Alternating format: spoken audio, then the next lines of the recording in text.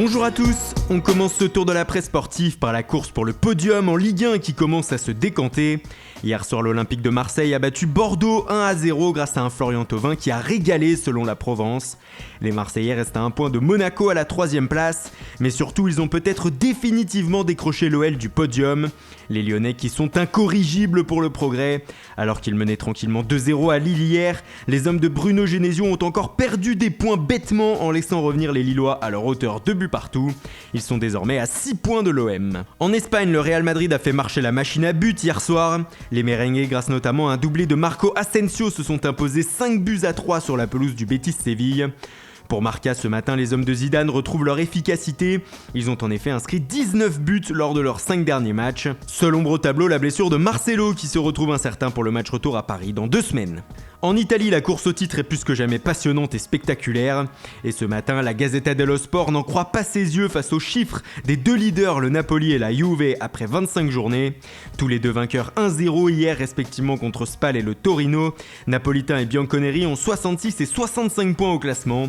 Des temps de passage incroyables qui, s'ils se poursuivent, pourraient permettre aux deux équipes de dépasser la barre des 100 points en fin de saison, du jamais vu. Toujours de l'autre côté des Alpes, le Corriere dello Sport évoque ce matin la situation du gardien de la Roma, Alisson. Courtisé par de nombreux clubs cet hiver, notamment Liverpool, le portier brésilien est resté dans la ville éternelle et devrait même désormais prolonger son contrat avec le club romain. Selon le journal, il devrait accepter un nouveau bail qui comporterait une clause libératoire de 80 millions d'euros.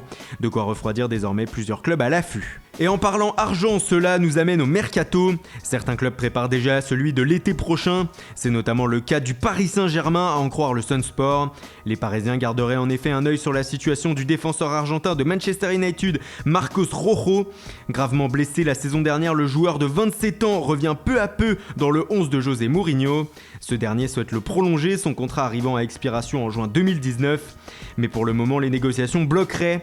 Une aubaine pour le PSG qui pourrait arriver avec une offre de 33 millions d'euros pour l'arracher aux Mancuniens.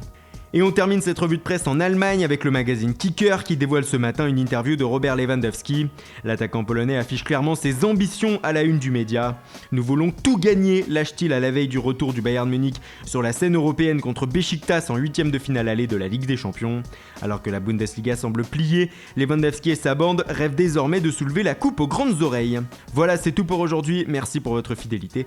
Bonne journée à tous et rendez-vous dès demain matin pour une nouvelle revue de presse.